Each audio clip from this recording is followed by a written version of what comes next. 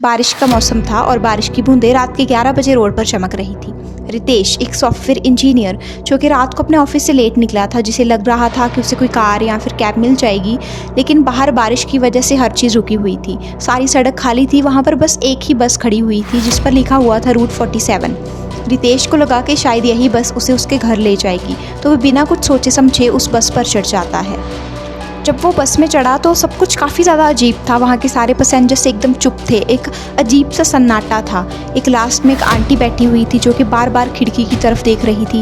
एक छोटी सी लड़की थी जिसकी अजीब सी स्माइल थी और वो रितेश को एकदम से ऐसे घूर रही थी। फिर बस चलने लगी। सारी की सारी सड़क एकदम खाली थी, बहुत अजीब सी खामोशी थी, लेकिन बस की अजीब सी इंजन की आवाज़ सारी खामोशी को तोड़ रही थी। जैसे जैसे बस आगे बढ़ रही थी तो रितेश को लगा कि ये रास्ता तो उसने कभी देखा ही नहीं। तो उसने कंडक्टर से पूछा कि भाई साहब, यहाँ का लास्ट रूट क्या है बस का। तो फिर कंडक्टर उसकी तरफ देखता है और मुस्कान देता है और कुछ भी नहीं बोलता। आगे आगे जैसे देखता है कि जहाँ पर फ्लाईओवर होना चाहिए था वहाँ पर एक घना जंगल था। वो खिड़की से बाहर देखता तो उसे कुछ भी दिखाई नहीं देता, जस्ट एक अंधेरा, जैसे बाहर दुनिया ही ख़त्म हो गई हो। थोड़ी देर बाद रितेश के पास वही अजीब सी स्माइल वाली लड़की आती है और उसे आकर बोलती है कि अंकल, आपको यहाँ पर नहीं आना चाहिए था, ये बस कभी भी आपके घर नहीं जाएगी। तो रितेश का खून जम जाता है। वो उस बस से कूदने की कोशिश करता है लेकिन दरवाज़ा बंद हो जाता है। जब वो खिड़की से बाहर देखने की कोशिश करता है तो वहाँ पर कोई दुनिया ही नहीं थी। जैसे जैसे बारिश तेज होने लगती है सभी पैसेंजर्स के चेहरे बदलने लगते हैं। उस कोने में बैठी हुई आंटी का चेहरा एकदम से जलने लगता है जैसे किसी ने एसिड गिराया हो।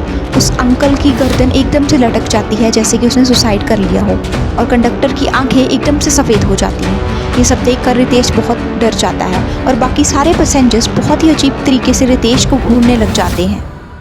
रितेश एकदम से चिल्लाने लगता है कि ये सब क्या हो रहा है, मुझे उतारो यहाँ से। तो कंडक्टर उसे बोलता है कि ये एक अंतिम बस है, आधी रात को सड़क पे बारिश में जो भी भटकता है हम उसे अपने साथ ले जाते हैं। वो छोटी सी लड़की फिर अजीब सी स्माइल देती है और रितेश को कहती है कि अंकल, अब हम भी आपके साथ जाएंगे।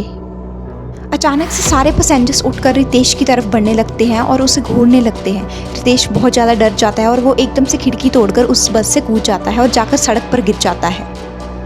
थोड़ी देर बाद रितेश को रियलाइज़ होता है कि उसका शरीर एक सड़क पर पड़ा हुआ है और उसके आसपास लोग की भीड़ लगी हुई है। उसमें एक आदमी बोलता है कि ये तो वही आदमी है ना जिसका रात ट्रक से टकराकर एक्सीडेंट हो गया था, जो कि एक बस का वेट कर रहा था। तब रितेश को समझ में आता है कि वो बस मौत की बस थी जो कि उसकी आत्मा को ले जाने आई थी। बारिश अब भी गिर रही थी। रूट 47 बस वहाँ से फिर से गुजरती है लेकिन खाली, पर वो एक अजीब सी स्माइल वाली लड़की खिड़की से रितेश को देखती है और फिर से एक अजीब सी स्माइल देती है और रितेश वहाँ से गायब हो जाता है।